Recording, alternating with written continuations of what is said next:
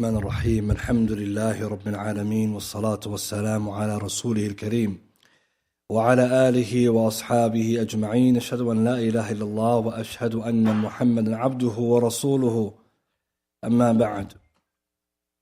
Continuing our lessons on the practical guide to seeking Islamic knowledge. Last week we spoke about the curriculum pertaining to fiqh. And now, inshallah, we'll talk about Arabic and the Quran. And obviously, the ulama, when they talk about these two subjects, Arabic and Quran, these are ulum, sciences which are alat. Means that they're subjects you need to get to where you need to go, instrumental knowledge.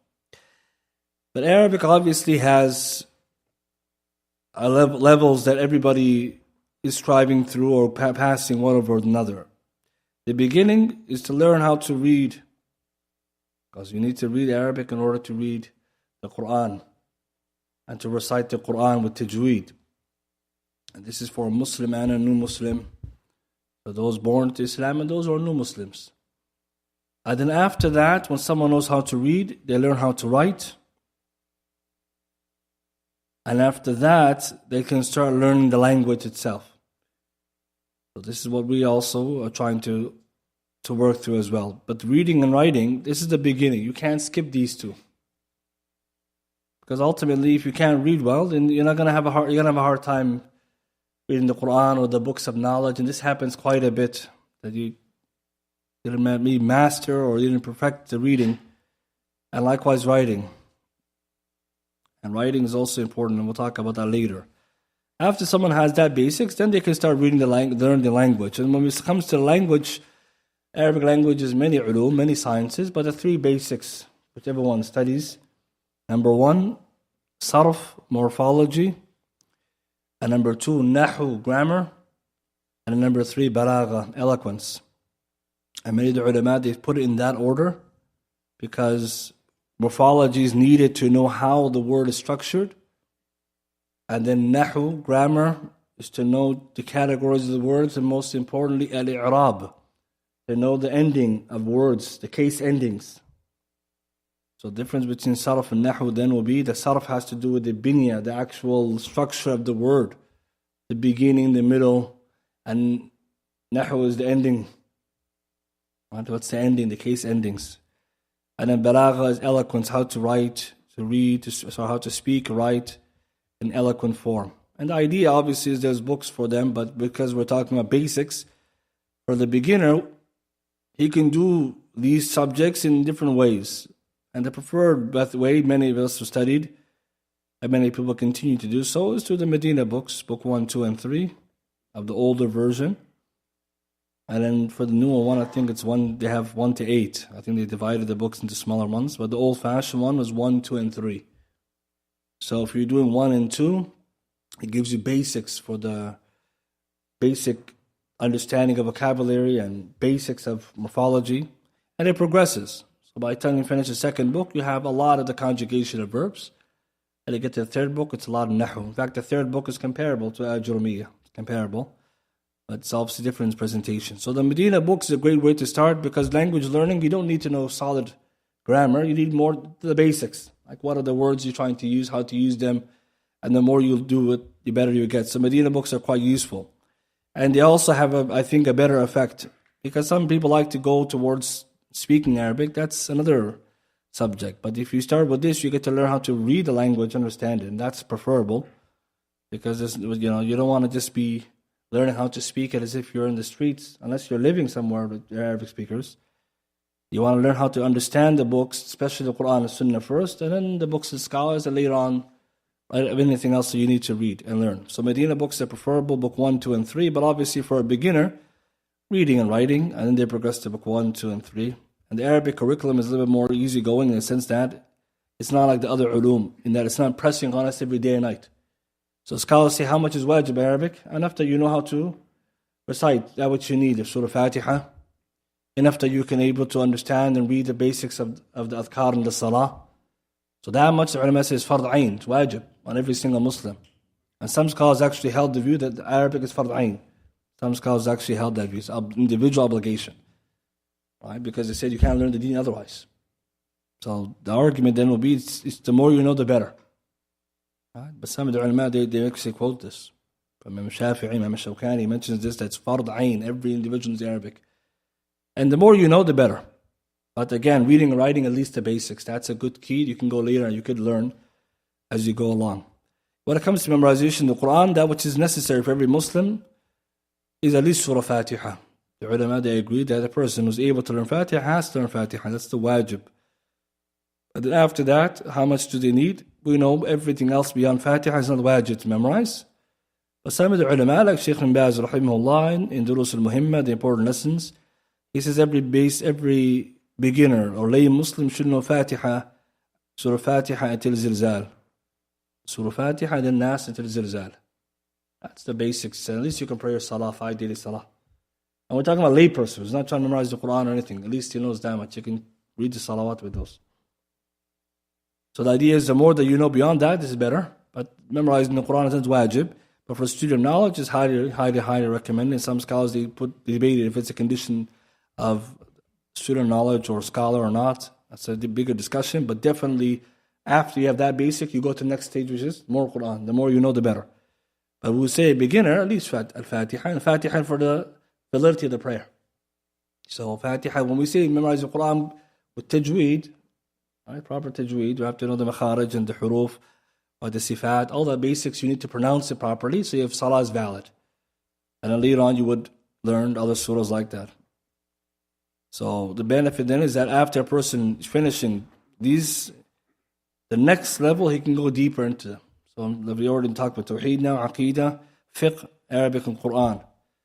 And so a person will go through the most important, then the next most important like this. And some of them you could do at one time. For example, someone could make a schedule, Tawheed, and then something of Tahara and Salah. You don't can go to Aqidah, then he can do something Tahara and Salah. He doesn't have to do everything one by one. He can do things in a schedule if he wishes, or he can go one by one. But ultimately, if someone finishes all of this, you could say this person has the basics. He knows how to read Arabic, he knows how to write it, he knows the basic Tawheed, a little bit of Aqidah, he knows how to pray Salah, he knows Tahara. That's a basic Muslim. And that's, again, this shows you the basic level shouldn't be, he just prays. Because we have said, pray properly. So we need to raise the bar too for the awam too. They say that to be a base Muslim, we're not saying you need to know all of these books, but at least you could say, look at the levels we mentioned. We mentioned 2 or 3 levels within these topics. At least he has something of this. He knows what Tawheed is. He knows what the 6 pillars of Iman. He asked him how to pray, what sujood sound. He knows a little bit of the rules. And most people, they know it, but being structured is important so that you will have clarity. Beyond that, you move towards knowledges that most of us are interested in, which is the knowledge that it is Fard Kifayi, and maybe next time we'll talk about that in terms of where do you go next for fiqh, for example, in Arabic, etc. But the basics we're talking about here, and there's no room to skip these basics, because if you skip them, you will pay for it later. It means if somebody skipped a step and then jumped over, then it's not going to benefit later, the higher level, because some of the things you should know, he doesn't know, and then later on, he has to go back and learn them. So oftentimes, people, they skip it because they don't want to. Who really wants to sit down and learn how to read? But if you can't read, then how are you going to understand? So you're going to pay the price later when you don't understand what Sheikh's saying, or you're reading something wrong, and then you say, well, you should have just went back. And that's important, because when it comes to knowledge, there's no such thing as shame. All of knowledge is considered valuable, all of it. Because it's ilm anyways.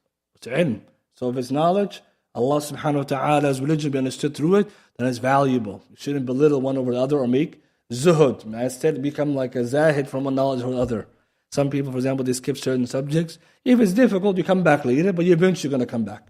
So the goal is, after all of this, that's the basics, inshallah. So it's important for us to be mindful of that, especially for people who are in family, who want to learn the deen. We tell them, okay, start with these, inshallah, things, and Allah will help them. Let's talk about memorization now, quickly. Memorization is another technique or tip you need when it comes to seeking knowledge. And memorization is very important. As you can already tell, some things you have to memorize, or hope to memorize, like the Quran, a hadith, etc. But there are also ways to memorize. So what are the tips for memorization? Let's talk about that. So we talked about last week writing down things to help you memorize. And that's the first step. You should write. Writing will help you memorize. But the value of memorization is that it allows you to remember things, and what you memorize stays with you. And what you write down and you don't memorize can disappear easily. There's many stories, we don't have time, but the many stories of the Imams that they learned this and they narrated that writing down is only beneficial if you memorize it. Otherwise, you write it down and you put it in your notebook. If your notebook burns, or someone stole it, or things got your computer got corrupted, all the files, then all your knowledge is gone. You see, this is often what happens to somebody later on in their life. They say, "Oh, I wrote down something, I lost it, and I had a lot of benefits." You got to start all over again. But if you memorize it, it will help you because it's always with you. So Shaykh Salih Husaymi, Hafidhullah Ta'ala, he mentions our Shaykh Ibn Uthaymin, rahimahullah, said, "We memorized a little and read a lot, so we benefit from what we memorized more than what we read." Ta'zeem al-Ilm, page 91. Shaykh Ibn Uthaymin said, "We memorized a little and read a lot." When he said little, it means comparatively. So we benefited from what we memorized more than what we read. And this is the truth. When you read, you will forget. But when you memorize, you can recall. And that's just so many of us. When we read something, later on we forgot what we read. But if you wrote some notes, like, oh yeah, there it is. There's the summary of what it is. So memorization has great value. So how do you memorize? Every scholar, every teacher has a different recommendation. But generally, there's some usul, the ulama they agree to. First one is memorizing small portions. You memorize a little bit at a time, not a lot. And that's because a little will stay with you, and little is manageable, and little is easy for you to start with. But if you start with big amounts, pages, then not only is it going to become a burden in the future, you may even forget what you memorize and become disheartened because it's big. For example, 2, 3, 4, 5 pages a day. It's possible some memorizes more than that, but if you do a little bit each time, it's stronger. Imam al-Khatib al-Baghdadi, he writes, rahimahullah, it's necessary for the beginner to make firm what he memorizes, and it should not take a lot, rather taking a little by little in accordance to what his memory can handle. And it's easier for his understanding. For verily Allah the Exalted said, and those who disbelieve say, why is not the Quran revealed to us all at once? Thus it is sent down in parts, that we may strengthen your heart thereby. So Surah Furqan, ayah 32. So the Shaykh used that proof that the Quran came down part by part. So Nabi ﷺ used to memorize each part, and he used to narrate to the Sahaba, they used to also memorize it. So that's the fa'idah. We can also see why the Quran comes down in pieces, part by part. But the benefit is a little according to what you can handle. Everybody's little will be different then. So maybe one person can memorize a lot, for another person it's considered a lot, but for him it's okay. So how do you determine what's enough for you? You would test yourself. In the beginning you start maybe something like half a page of a book, for example, a metan, or a page of the Quran. We'll talk about the Quran in a second. And then you practice, memorize that, and tomorrow morning or the next day you try to review it. If you can't remember anything or half of it or less of it, then that means it's too much for you, your portion. But if you did enough, when you wake up the next morning to recite it, it should be there. It means that was enough, that was easy for you. And that's what you want. That which is easy, because it's going to allow you to keep going. Alim wa yassiru. Teach and make it easy. Yassiru la tu'assiru. Make it easy, don't make it difficult. So you need to start off by setting your own standards. So try half page. Tomorrow morning you couldn't review it. Okay, go a few lines. Half page is too easy. You're going to do 1 page then. And if 1 page is easy, then 2 pages. And then some scholars, obviously, they start talking about what happens if you're going beyond that. But little is important. And we mentioned the story before about Abu Bakr ibn Ayyash, Shu'bah, the narrative of the recitation from Asim. So we have Hafs an Asim and Shu'bah an Asim. His story, Shu'bah, his name is Abu Bakr ibn Ayyash. Abu Bakr ibn Ayyash, rahimahullah, is Imam Ahmed's teacher. How he learned the Quran, how he memorized, he used to do 5 ayahs, 1 ayah a day first, then it became then 5 ayahs a day. So it's important. The story, the way he learned, most of us would say it's going to take too long to memorize the Quran like that, for example. 1 ayah a day, scholars say if you memorize 1 ayah a day, it takes you 17 years to memorize the Quran. It's okay, most of us, Wallahu alam, will probably live to 17 anyways, yes, right? So even 1 ayah is still good. See, some brothers don't realize 10 years have already passed, brothers. COVID has passed. We could have memorized the Quran then. So the reality is there are ways to get around that, but even 1 ayah, 17 years. But he said, I used to do Abu Bakr ibn Ayyash. His name is Abu Bakr ibn Ayyash. His nickname is Shu'bah. He's the second Rawi of Hafs, of Asim. So Hafs an Asim ibn Najud, Shu'bah an Asim ibn Najud. So he's the second narrative of his recitation. So we know him in the books of Hadith, Hafiz, the Alim, just teaching Ahmed. He memorized Hadith, forget about just the Quran. But how he started, when he came to Asim, he said, I came to recite to him, and he said, you're weak, your memorization, 1 ayah a day. So he said, I thought to myself, I used to do 1 ayah, I'm not going to finish the Quran anytime soon before the Shaykh dies with this pace. So I asked him, can I do more? He said, 5, that's it. 5 ayahs at a time. He said, I came to him night and day, rain or shine, winter and summer, doesn't matter. And he became a half of the Quran, knowing that becomes one of the rat of the qira'ah. In fact, later in his biography, he mentioned the Khatm al-Quran 14 years in a row. Every day for tahajjud, 40 years straight, he said to finish the Quran in the tahajjud. See, that's the end of his life. The beginning, 1 ayah a day, brothers. See, when we look at the end of the story, we're like, mashallah, he used to khatm every night. Yeah, start from the beginning, where he started from. So me and you, that's our problem. We look at the end of the story, we say, mashallah, how the person became a hero. We don't forget how he did that. So we have to look backwards and say, how did he get there? 1 ayah a day. Some of us, we can do way more than 1 ayah a day.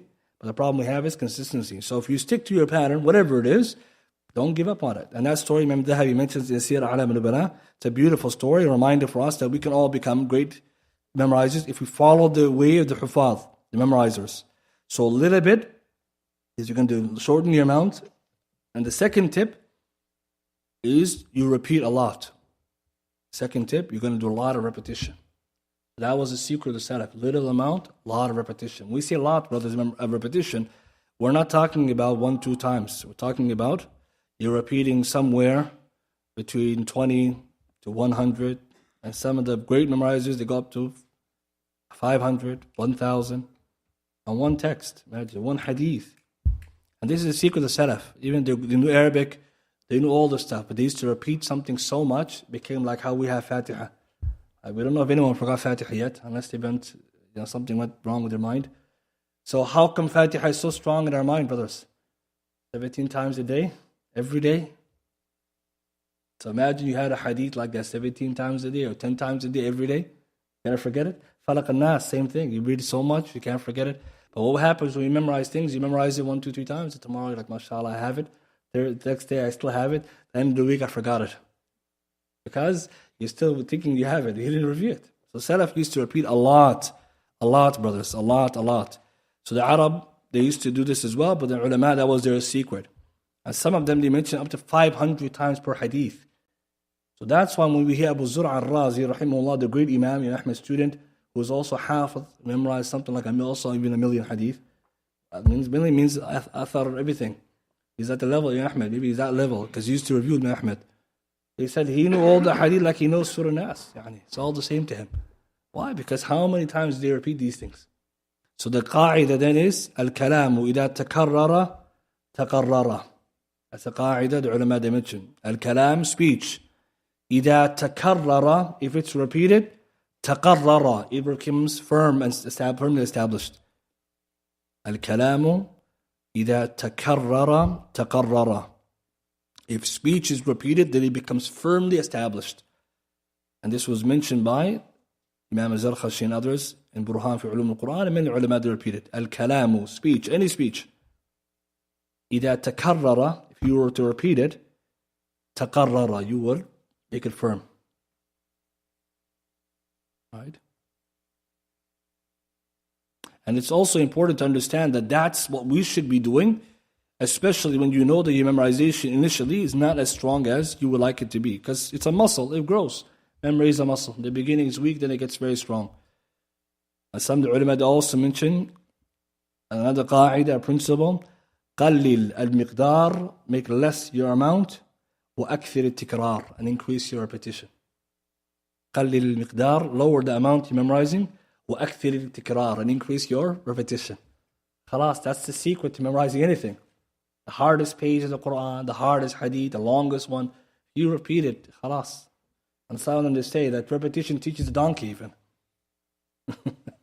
When a donkey, but it's true, even a donkey can learn through repetition. And it's true, most of us, we have, maybe our memory is weak because we grew up in the West. In the West, we don't memorize anything. Right? You go to school, they give you the formula sheet, they give everything, see, that's it. Critical thinking. The most of our memory is like water. And with screens, it's becoming worse. That's one of the weakening of the memories is screens. So because of this, our memory became weak. So to strengthen it, you have to do exercise like this. Take one hadith or one ayah, you just repeat it. So the rule is small amount, extra, a lot of repetition. We'll look at a practical example in a second. So the ulama, the salaf, used to do this. So this is a secret that they narrate to us. So we need to be like them. So the first principle we took was small portions. Second one, lots of repetitions. The third is you recite out loud. You have to recite out loud. Memorization is done out loud, never silently. So if you want to memorize, you read out loud. Abu Hilal Askari, rahimahullah, one of the Imams of the past, he says, it was said, yani the ulama said, silent reading is for understanding, and reading out loud is for memorization. That's a qaida, the ulama, they use the principle. When you're understanding something, you recite it quietly. Like when you go to the libraries, right? But it's just reading quietly. That's for fahm. On hifz, out loud. That's when you go to the madrasa, everyone's yelling, right? The kids look like they're yelling. They're memorizing. So when you do the opposite, that's when the problems. You find you're not memorizing anything because you're not loud enough. You can't hear it, and this is a secret. When you read out loud, you look at it too, it increases your chance of memorization, because we'll see the more tools or more senses used, the stronger the hifz. So we can't read with your eyes only, eyes and mouth, read out loud. Or you listen to it first and you repeat, and you listen and you repeat, and you listen and you repeat.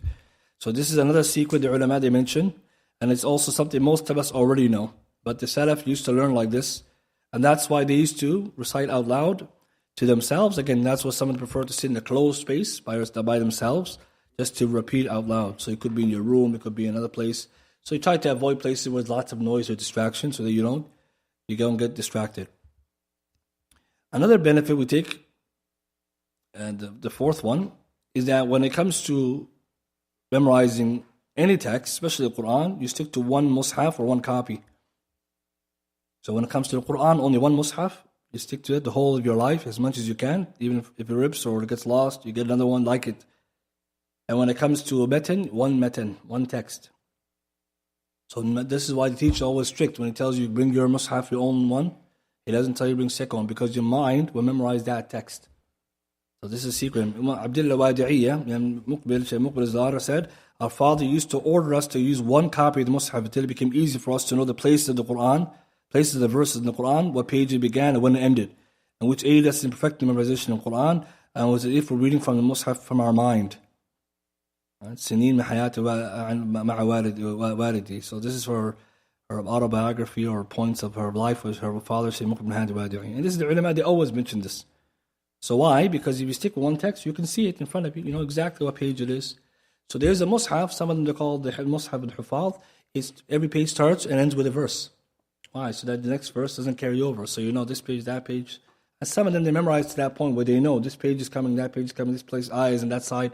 So they know how to visualize it, so it's easy to read it.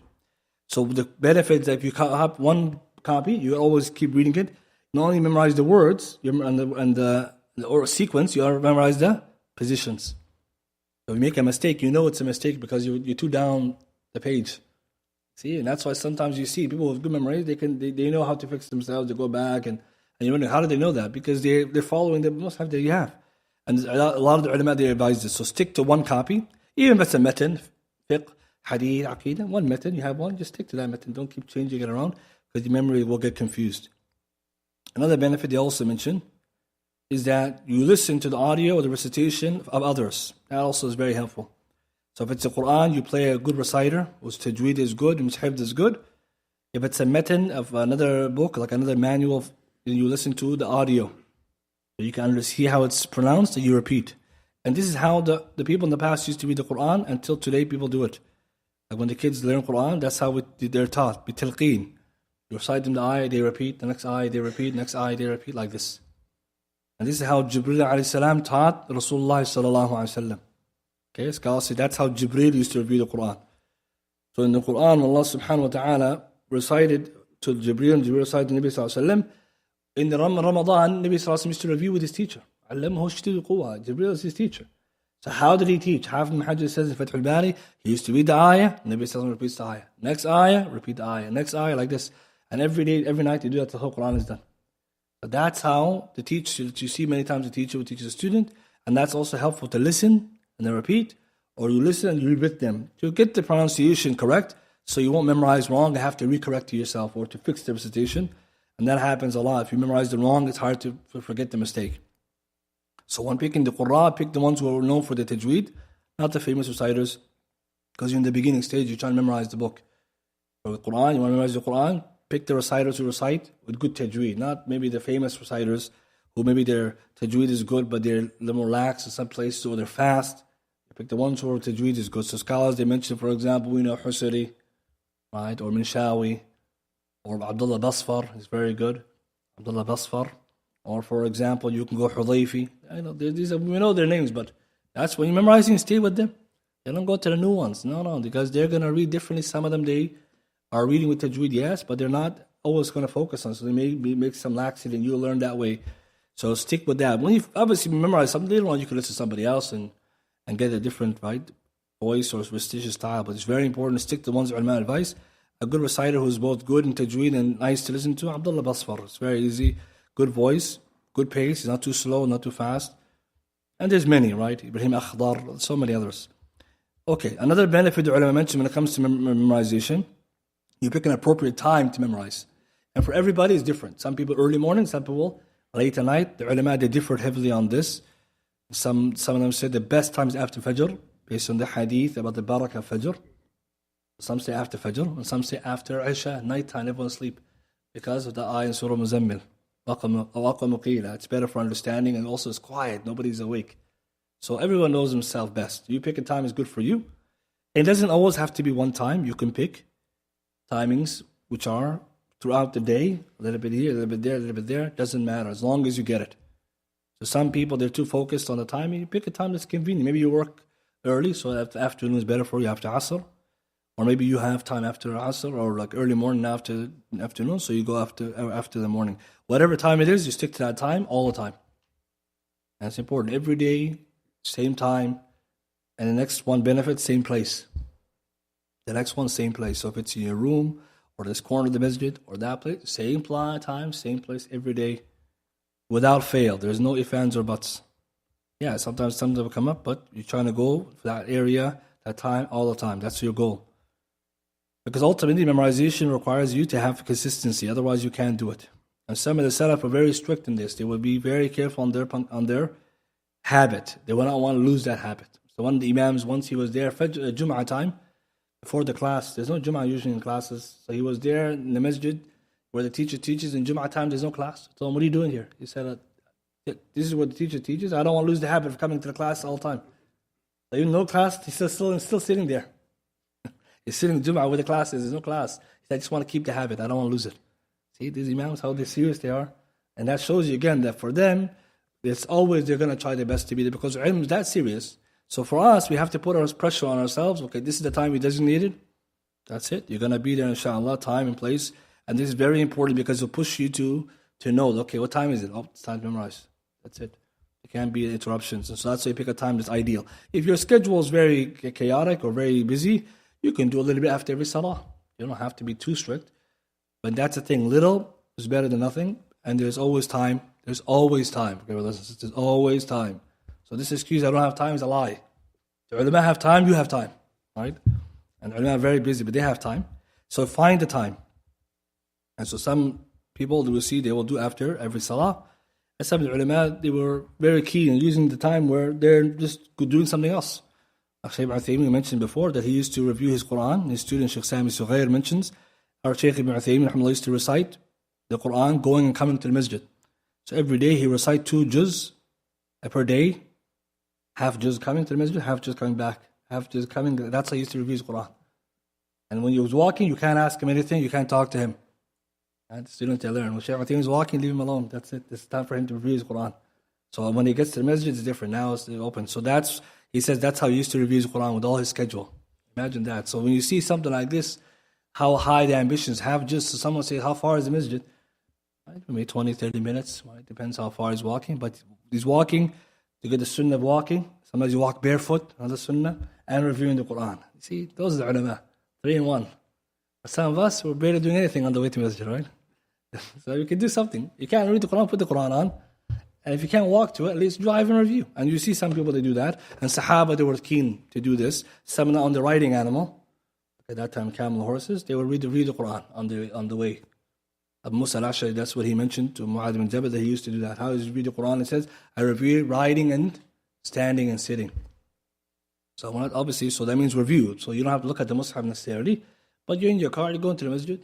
Bismillah, read some Juz Amma. You get stuck in traffic. Perfect chance. Right? طيب, with memorization also, now let's talk about the Quran very quickly. The Quran is the most important thing to memorize for the person who's trying to memorize something. And obviously, it doesn't negate that you can't memorize other things, but the Quran is the most important. It's the kalam of Allah subhanahu wa ta'ala.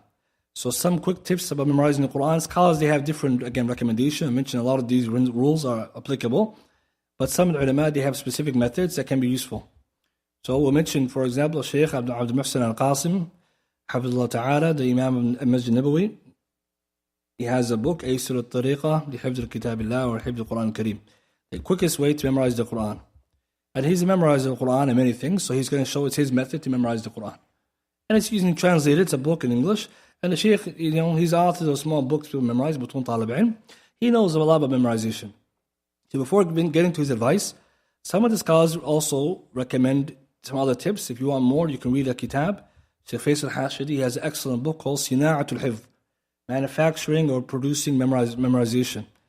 Okay, Faisal Hashidi, it's a PDF, fantastic. Teaches you all about the tips of memorizing the Quran. The people, the past, present, many, many benefits. It's amazing. And he has another one about the virtues of the Quran. But this is called Sina'atul Hifz. And there he talks about a lot of things. So one of the things he talks about is using more than one faculty to memorize. So you have your ears, you have your eyes, and you have your hand. So hearing, seeing, and writing. These are 3 ways to memorize something. So see the Mus'haf, for example, listen to it recited, and writing. And where's the proof for this? Hafid ibn Kathir, rahimahullah, in his tafsir of Surah Alaq.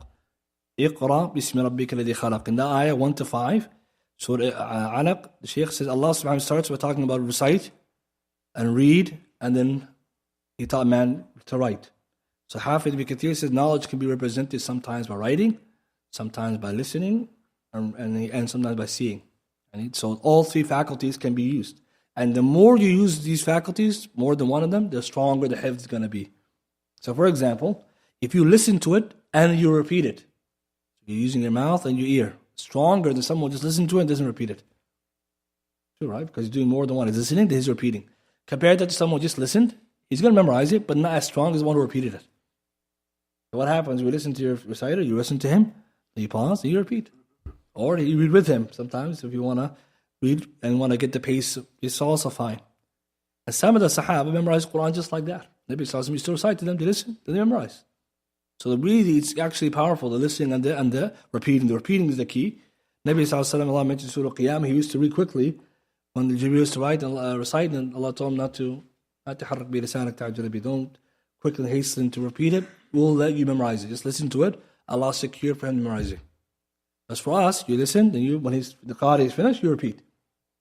But imagine you didn't just listen, even though you can memorize. But it's not the most ideal, right? So Amr, the Sahabi, Amr bin Salama, many of us, we know him. He's a Sahabi who used to lead the Salah when he's 6 or 7 years old. Amr bin Salama. He's a Sahabi, 6 or 7, he became the Imam. He mentions Sahih Bukhari himself. How did he know so much Quran? This is the part we all skip. His tribe came to Islam late. So he says, the Nabi Sallallahu Alaihi Wasallam came to us and gave us da'wah, we accepted Islam. And then he told us, okay, those who knows most Quran amongst you, leads the Salah. He said, no one knew anything more than me.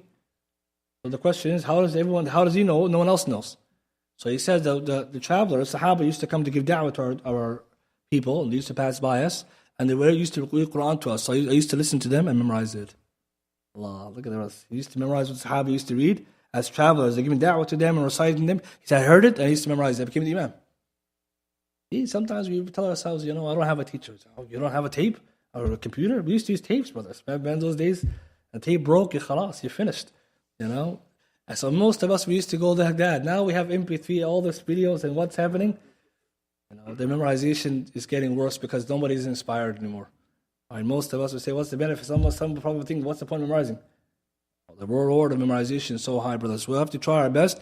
Listen, repeat. And if you want to go to a higher level, like we said, you have your same copy of the text every time. So there's another secret. You keep looking at the same book. So you're going to look at the pages, and that's how some of the ulama in the past used to memorize.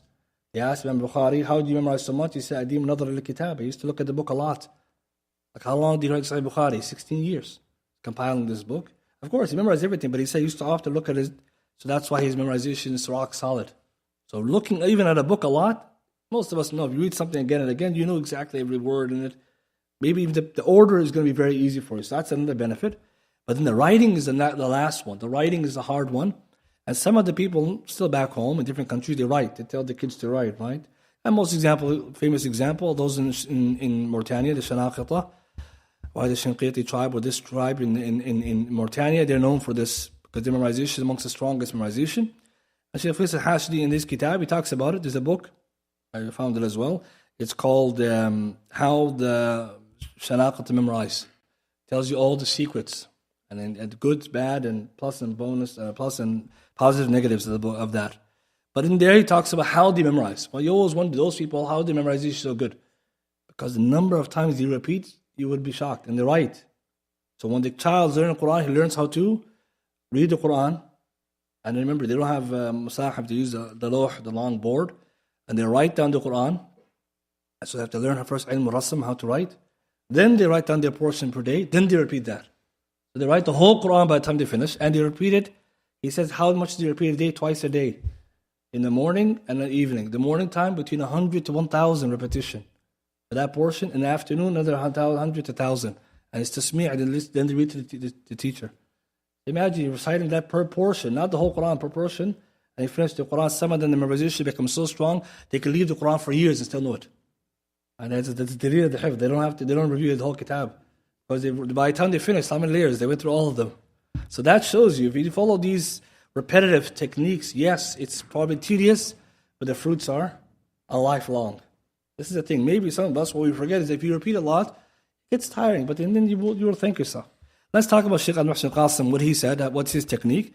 So in the book, he says that you start, first of all, by memorizing maximum 2 pages a day, or 2.5 pages max. You don't go more than that. That's his first advice. 2.5 pages per day max. Even if you could do more, don't do, he said, because you're going to weaken your memorization. So 1 page after Fajr, 1 after Asr. That's his advice. 2 pages per day. If you're going to do this, you'll finish the Quran in 10 months and 6 days. See, brothers? 10 months, you finish the Quran in 6 days. According to Shaykh Hash's chart, if you stick to that pattern the whole year. If you do 1 page a day, for your own benefit, it take you 1 year and 8 months, about 2 years. You're doing 1 page. If you do half a page, it take you 3 months and 3 years and 4 months. Half a page will take you 3 years or so. 1 page will take you 1 year, almost 2 years, and 2 pages will take you less than a year, 10 months and 6 days. So 2 pages is really good, because if you finish the Quran in 1 year, that's very good. I mean, there are people who finish the Quran way faster, but that's not about a race, right? That's the thing, our first problem. Who's racing? What award are you going to get for that? Right? The goal is, if you want to be hafid, you know the Quran or not. That's what we want to know. So Shaykh's talking about here, strong memorization, not about fast. So what do? He says you take the page you're trying to memorize in the morning, for example, and he used the example of Surah Jumu'ah. Surah Jumu'ah has 8 ayahs in the first page. So he says the first ayah, you repeat it 20 times. Everything's 20. It's going to be 20, 20, 20 all the time. So repeat the first verse 20 times. Then you do the second verse 20 times. The third one after that 20 times. And the fourth one 20 times, you stop. Why? Because 4 is the half page. So every ayah, 1 to 4, 20, 20, 20. 20 times each. Again, first, if you don't know how to read it, first you listen to, maybe you want to listen to it first to make sure you know how to read it. So first ayah, 20 times. Second ayah, 20. Third time, 20. Fourth one, 20. Stop. That's half the page. Once you finish that, then you do 1 to 4, 20 times. Because you have to connect the whole page now, right? So ayahs 1 to 4, half page 20 times. You know, most of us get excited, go to the end of the page. No, you've got half page. That's why. When you get to the beginning, it's like, oh, I forgot. Right? So you have to start all over again. So you got to, midpoint, you go back. And then you repeat the same thing for the 5th to the 8th. You do the same thing, 20, 20, 20, all the way down. Then when you finish the 8, you do 5 to 8, 20 times. Then you do the whole page. The whole page, then you're going to read that 20 times. So first half, 20 times, after each one 20 times, and then second half 20 times, after each one 20 times, the whole thing 20 times. Now someone will say, how long is it going to take you? Well, it's not going to take you that long, because how long does it take to do 20 times? You can put a timer on. It makes you take 1 to 2 minutes per ayah. And that's a hifd that's strong. You're not going to forget that one. It's very strong. And most of us, we know, if you're a good memorizer, you can memorize a page in 20 minutes. Someone who's weak memorizing, it will take an hour, maybe 2. But if you do this system, by the time you finish your 1 hour and 2, it's very strong. So that's the thing. Sometimes we forget about how long we're sitting anyways. Test yourself anyways. Sit down, put a timer on and see how much it's going to take you generally to do a page. You wouldn't probably be any faster if you did this. But the difference is, when you wake up tomorrow, or in this case, your Asr time comes, okay, read your page you did in the morning. Right? That should be very easy because you just did in the Fajr. But the real test is the next day. Because the next day, before you start the new memorization, so after Asr, Fajr is the first page. After Asr, the same again, the second page now. So at the end of the day, you have 2 pages. When you finish the process, the next morning, before Fajr time, what are you going to read? The 2 pages yesterday first. And then you're going to see how the 20 times help you. Because you're going to read them and it's going to go. But if you get stuck, that's because you probably didn't do enough times. And some people, they increase. So 20 is a good measure. According to him, this is the easiest way. And he would know better because Hifz is very strong. And this is a benefit we learned, that if we follow something like this, I mean, who can't memorize then? That's the question. Who can't? The one who can't is the one who's either skipping the 20 or doing less, or maybe he's not even doing the Hifz. And you notice that later. The one who's not memorizing anything is the one who's not doing any memorization, or he's skipping, going too fast, or he's not consistent. So then the Shaykh says, when you finish all this, you keep going, and you're going to do the Quran like this. Obviously, the more you read in the Quran like this, it gets easier. Until later on, you don't even need to do all this 20 times to finish it. But he says you got to do it for every page. Because what you want is strength. And that's the difference between a good memorizer and a weak one. The one who memorized, repeated a lot, his memorization is very strong. But the other one, he's weak, he needs to review more. The Shaykh also keeps going. If you want more, go and Google the PDF, the easiest way to memorize the Noble Quran. He talks about then what to do when you finish the Quran, how to compile the Quran, and also reality, which is after the first time you memorize the Quran, after the first 1-2 years, you might start forgetting a lot of the Quran. He says, don't lose heart. That's common. A lot of people happens. You finish the Quran, now it's like, oh, I forgot everything. It's okay. Because once you memorize one time, you have it. You have like a soft copy in your head. Start again. It's very easy. But when you don't have that first copy, it's like starting afresh. It's not the same. The one who forgot, remember who memorized something and reviews, never like the one who memorized it didn't memorize it. It's never the same. So even the great memorizers, they're always reviewing the Quran. Ta'ahadul Quran, right? They're always reviewing it. So what's the difference? They review very quickly, whereas we're memorizing. Some of the Hufad, you see them, if there's Ramadan coming, just get ready quickly because they're easy for them. They already memorized it. But me and you, if we start doing what they're doing, we can't catch up with them because he'll go fast. He can review a juz, 2 juz. Whereas us, we're going to imagine you're trying to complete that. And some of the great memorizers, you could tell the difference. A great memorizer, Allah gave him tawfiq, his memory is that good, he can memorize a lot. Like Hafid Hakami, rahimahullah, the great Imam, he's nicknamed Hafid Hakami for a reason. Him and Ahmed Najmi were students at the same time, but Hafid Hakami is way ahead. He said, me and him used to compete. I used to do 1 hizb, memorization per day in Ramadan. He used to do 1 juz a day. 1 juz. He finished Quran fi shahr. That's why he's Hafid Hakami, guys. Hafid Hakami, juz per day. So I used to read him when I was doing 1 hizb. Like half the juz. I was trying, and it's hard. I couldn't keep up with him. He's Hafid Hakami. But imagine someone like that. Yeah, he's like, these are ayat ayatillah. These are different. And there are people like that. One of the Salafi memorized in 10 days, I think, or something like this, right? He locked himself in a room. Some guy gave him some kind of bad words. He got angry. So I'll show you. And he locked the door. They came back. He finished the Quran. But this is different. These are Salaf, guys. We're not like them, right? Allahu Akbar. So but people in our time, there are people who did it in 3 months, in 1 year, 1 month. But these are not the norm. These are rarities. What we want is like 10 months. That's a very good goal. If you told yourself from now, today, until next year, next Ramadan before it comes, we're going to finish. Wallahi, you can. Wallahi, قَدْ يَسَّرْنَا الْقُرْآنَ لِذِكْرِ. Many of us, we realize that we're not doing the process. That's why we're falling off. Either work out in the way, family, something happened, they stopped you. Otherwise, you were going. Another benefit, scholars mentioned that if somebody can't memorize, like right now, she can't sit down for the whole, let's say, an hour, after every salah, give yourself 10 minutes. So for example, if you told yourself after 5 salah, 10 minutes every salah, I'm going to sit down and review the Quran and memorize, or memorize it. 10 times 5 is 50 minutes. It's almost an hour. So someone they say, you go make it 15 minutes, then mashallah, there you go. But most of us can do it. After adhkar, finish, get your Quran out, 10 minutes. You put a timer, as soon as 10 minutes, get up and leave. Just watch. You're memorizing a lot of Quran while you're just doing 10 minutes. The people are just at the shoe area, just wasting their time. And you notice that you're not going to leave anytime soon anyways. Most likely, you're not going to leave in 10 minutes. But imagine you just did that. See how you can make a good habit like this. So that's another helpful habit to help us. One last benefit about memorizing. How about reviewing the Quran? There's so much rules, or it's not rules, tips to memorize or reviewing the Quran. The easy way of it, Shaykh Faisal Hashid mentions, many scholars, they mention the rule. For every juz, you do review 1 page a day. So if you memorize one juz a day, one juz total, you do every day one page. So you're finishing the Quran in 20 days because 20 pages in juz. So if you know juz amma, every day one page. 20 days, juz amma is done. If you know 2 juz, 2 pages a day. 3 juz, 3. If you know the Quran, whole Quran, like in Hafid, then they say recommend 3 juz per day. That's 3 juz because you're going to finish it 10 days. But obviously, if someone just went 1 juz, he's still going to finish by the end of the month.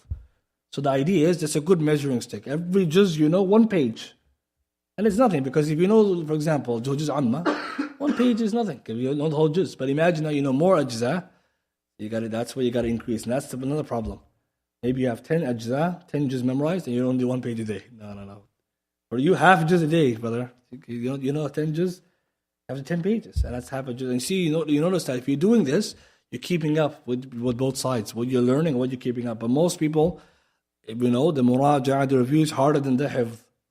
That's the hardest part. Why? Because the muraja'a review will make the hifz. You're just learning new things and forgetting the other one, then you're just like learning something new every day. And it's the same thing for anything else you memorize. And you try your best to follow this habit. In the beginning, like I said, just keep going until you finish, and you can really help yourself. But if you're following this pattern, 1-2 pages a day, you know, that will really help you. And if it's too much for you, do 1 page a day. If it's too much for you, half a page. If it's too much, even a couple of lines. But you do something every day. Because memorization is a tool. Just use it or lose it. It's true. It's just like that. And that's why after a long time, you'll find yourself, mashallah, you can memorize anything. And you're going to start learning how to memorize even without seeing, sometimes by hearing, sometimes by reading it one time. Because you get better and better. So inshallah, this is some of the advice. And the goal obviously is practical, brothers and sisters. So we try to be practical. Take some of this. Try yourself. Like maybe tomorrow morning, get your timer out, do it 20 times and see for yourself. You see for yourself how good it is, and maybe inshallah you'll be convinced. Okay, we'll end with this much for this section, and when I have any questions, inshallah we'll take.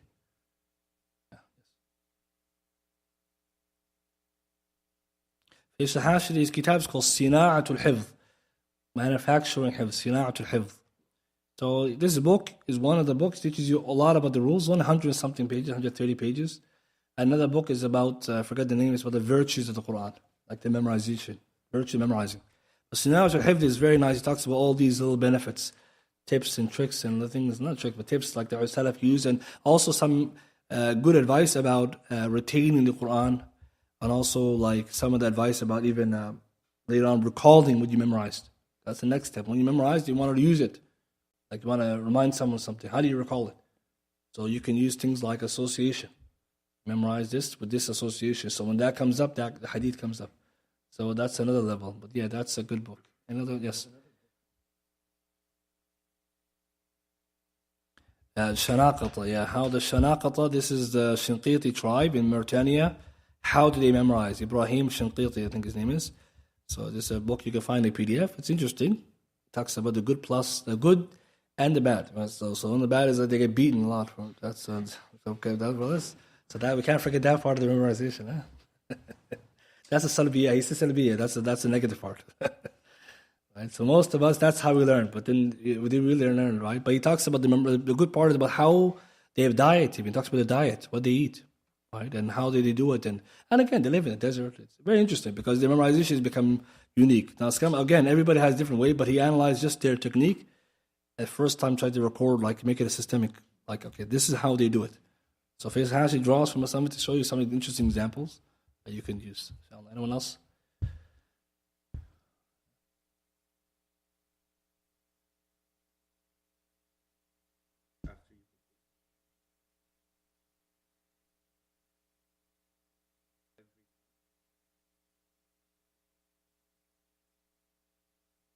No, 3 pages. If you did just 3 pages, so just Amma, 3 pages, 3 pages. So you're going to finish everything memorized by 20 days. So that's the idea. Why? Because if you know you want to finish the Quran roughly once a month, that's what most people are doing, and it's recommended, and some hadith makes it 40 days. So the 20 days is good because there's 20 pages in the juz. So if you're going to do 1 page every day review, at the end of the month, 20 days, you finished everything you know from memory. So that's a good way to know that you're reviewing as much as you're memorizing. Because we say we're doing 2 pages a day. So at least, how much juz do you know? So in the beginning, you're only doing 1 page, then you're doing 2 pages. The further you go, the further you review. And most people, that's what they start getting into trouble, because you're not reviewing enough. And again, review can be this way, it could be that way. Another benefit we didn't mention, when it comes to memorization, you go Nas al-Baqarah. That's the best way. Nas al-Baqarah. And the ulama recommend it. Some salaf, they differ. Can you go Nas al-Baqarah? Some say Baqarah to Nas. You can't go otherwise. But many of the ulama, like Imam Ahmed, they said, no, Nas al-Baqarah, how the kids, they do it nowadays, he said. But many ulama say it's easier, and it also is quicker to get to 10 juz or to get to the half.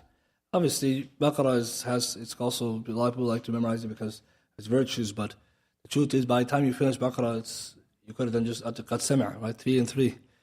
Right? So what's the difference? What's more likely? You finish just Amma Tabaran Qad Sami', or you want to finish Surah Baqarah? This guy has how many surahs? This guy only has 1 surah. Most people get demotivated. Because some of the ayat are longer, so the idea is you say go from the bottom, it's quicker for you in terms of getting more surah to read in the salawat. And also, most times you're going to hear those surahs.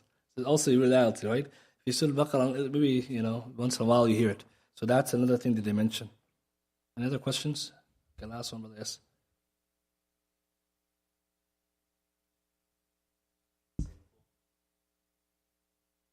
So the brother's asking, is it simple to forget the Quran? Yes, that's why it's a challenge.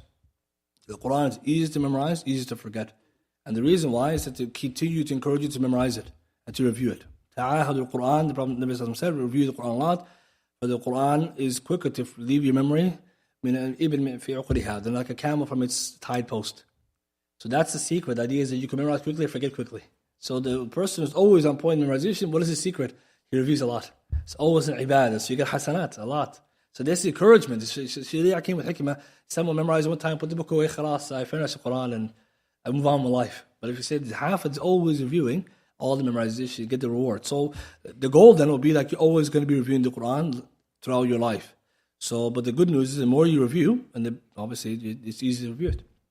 So then you can start understanding how some of the imams finished the whole Quran one night. I mean, how much time were they reading Quran? It's probably very easy for them. Like many of us, we don't realize that it goes in the beginning slow, then it gets very fast. But the goal is to memorize the Quran all the time, and it's beautiful to review it all the time, and you're going to enjoy it. So yes, that's the key. But the thing is, scholars say, what if someone forgets the Quran? That's not good. Right? That's blameworthy to learn it and forget it. Because Nabi Sallallahu Alaihi Wasallam criticized someone who does that. But that doesn't mean then, if you forgot some parts is sinful, it's natural to nature to forget. But we said last week that the affliction of the student knowledge are two: nisyan, natural forgetfulness, wa tark al-mudhakara. That's the problem. The one you forgot to review. So humans, we always forget. But the problem is that you're going to forget, but don't make yourself forget too by not reviewing. Because then you can't make an excuse. You can't say, I forgot. No, you're made to forget. You don't review. And some of the imams, they said that we forgot, what we forgot is more than what we know now. And it's true. Some of the ulama, what knowledge they forgot later in their life, because they're getting old, is probably more than what someone has the whole life. Imam Sha'bi is saying something like this. The amount of stuff that we later forgot, because you get older. So the goal is just keep reviewing, and this is another encouragement, just to when you memorize something, just to review. And some teachers are very strict like that they focus more on review than memorization. But the balance is like do a little bit and then review a little bit, review. طيب, inshallah, we'll end with this much. We'll go to the second half now. Subhanallah, bihamdika, ashhadu an la ilaha illa anta, astaghfiruka wa atubu ilayk.